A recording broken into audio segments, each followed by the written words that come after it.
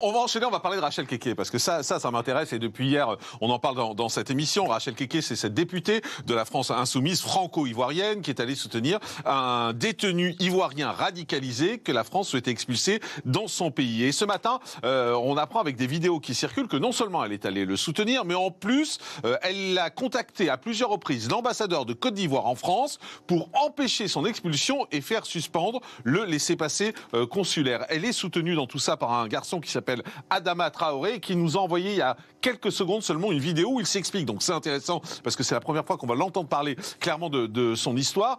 Auparavant, on va dresser le portrait de cet homme que la France voulait expulser. C'est Amaury Bucco de CNews qui a révélé cette affaire depuis plusieurs jours et qui nous dresse son portrait. C'est intéressant de voir pour qui se bat cette députée de la France insoumise. Écoutez le portrait de cet homme. C'est un certain Mouss B, on ne donnera pas son nom de famille, il est né en 1984 à Abidjan, en Côte d'Ivoire. Il est arrivé en bas âge en France vers l'âge de 4 ans et il a eu très tôt un parcours de délinquant multirécidiviste. Ça a commencé à la fin des années 90. Il a été condamné à de nombreuses reprises entre 2003 et 2021 et donc incarcéré de mai 2012 à novembre 2020 en continu pour un certain nombre d'actes. Je ne vais pas tous les dire, mais port d'armes, association de malfaiteurs, vol avec violence. Bon, au total, il a 20 mentions à son casier judiciaire, cet homme. Et puis, pire, en fait, en détention, à partir des années 2018, il se serait radicalisé, c'est ce que disent les services de renseignement, et il a donc été inscrit au FSPRT, le fichier des personnes radicalisées. Alors, un peu après sa sortie de prison en 2020, eh bien, l'administration décide de lui mettre un suivi puisqu'il est a priori radicalisé. Et donc, il a des mesures de contrôle qu'il viole à plusieurs reprises. Il est donc à nouveau incarcéré en 2021 et en 2022. Et donc, au début de l'année 2022, le ministère de l'Intérieur, qui veut un peu serrer la vis, se dit, il faut peut-être l'expulser. D'autant que ce fameux Mouss B est en situation irrégulière depuis plus de 10 ans. Voilà donc pour ce portrait signé Amaury Bucco, c'est dingue, franchement c'est dingue. Alors on se dit mais pourquoi cette députée LFI, Rachel Keke, est-elle allée le soutenir? Alors c'est vrai qu'ils sont ivoiriens d'origine, elle est franco-ivoirienne bien évidemment puisqu'elle est députée, mais lui est ivoirien, donc est-ce que c'est la raison? Et tout ça est soutenu par un homme qui s'appelle Adama Traoré, qu'on n'avait pas entendu jusque-là, on l'a eu ce matin, et il nous a envoyé une vidéo pour s'expliquer. Alors écoutez bien tout ce qu'il dit dans sa vidéo, on l'a reçu 2 minutes avant l'émission, mais c'est très intéressant, je vais l'écouter juste avant de passer. Vous allez voir, il dit beaucoup de choses qui vont sans doute vous faire réagir. Bonjour Monsieur Morandini, je m'appelle Adama Traoré. Je fais cette vidéo afin de rétablir la vérité. Madame Rachel Keke a été contactée par ma personne, en ma qualité de directeur associatif de l'association Force Citoyenne, qui a été contactée par la famille de Mouss B, notamment sa femme. Mouss B est victime d'une discrimination liée à une religion réelle ou supposée. Monsieur Mouss B est tout simplement victime d'une islamophobie d'État. On a fait une plainte contre le ministre de l'Intérieur auprès de la Cour de justice de la République. Monsieur Darmanin a déjugé le ministre de la Justice.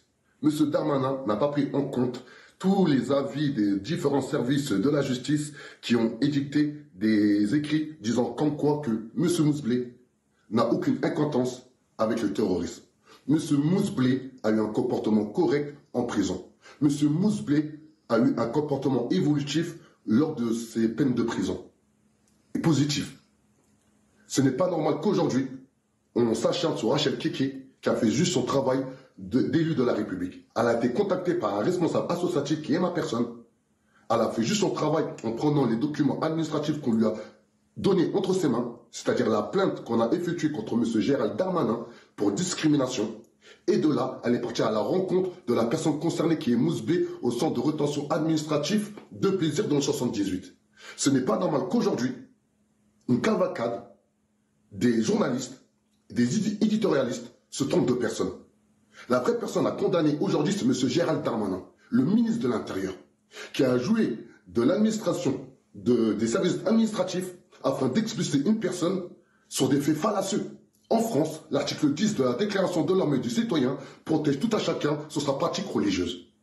Je souhaite être invité sur vos plateaux afin que nous puissions discuter en bonne intelligence sur le cas de Mouss B et faire en sorte que le ministre de l'Intérieur soit réellement condamné pour la discrimination qu'il a effectuée à l'endroit de M. Mouss B par rapport à sa religion déterminée, qui est l'islam.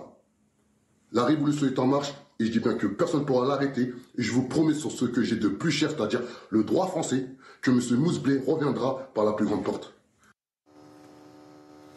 Ça laisse un peu sans voix. Effectivement, il parle d'islamophobie d'État. Il dit que Mousseblé reviendra par la grande porte et il le jure même sur ce qu'il a de plus cher. Aurélie Gros, première réaction. Alors, comment dire, je trouve ça assez incroyable qu'on puisse diffuser des vidéos comme celle-là. Ça ? Oui, non, il faut que tout le monde puisse s'exprimer. Non, mais pas de votre part. Hein. Je trouve que les partis politiques jouent quand même un jeu dangereux où les associations engagées jouent un jeu dangereux. Vous parliez de la députée qui est allée le voir. D'accord. Jouent un jeu dangereux où ils font monter de la surenchère sur ces sujets-là. Cet homme qui a été expulsé, effectivement, il y a un travail de police, il y a un travail judiciaire. Donc, puis il avait un gros casier. Il avait un bon casier. Incarcéré pour port et transport d'armes, participation à la préparation d'un crime, violence et rébellion sur personne dépositaire de l'autorité publique, refus d'obtempérer, conduite sans permis. Une députée qui est capable de... en fin de compte, délégitimer l'action de la justice, l'action de la police, l'action des enquêtes. Aujourd'hui, on sait que les Français, il y a une défiance générale. Et qui appelle l'ambassadeur de Côte d'Ivoire pour faire annuler. Mais c'est dingue. Pour une députée de la France, je trouve ça relativement grave, voire très grave. Et bon, les déclarations, il va revenir. Il sera encore sous le joug d'une OQTF. Mais en même temps, c'est peur de rien. Hein. Il le dit face cam.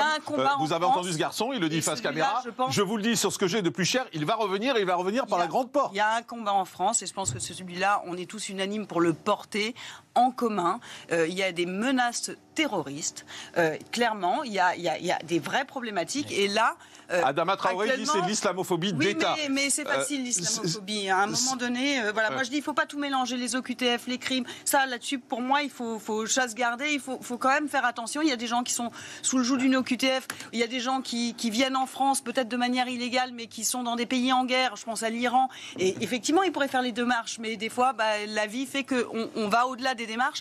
Il ne faut pas tout mélanger. Mais là, je trouve que c'est un discours relativement scandaleux.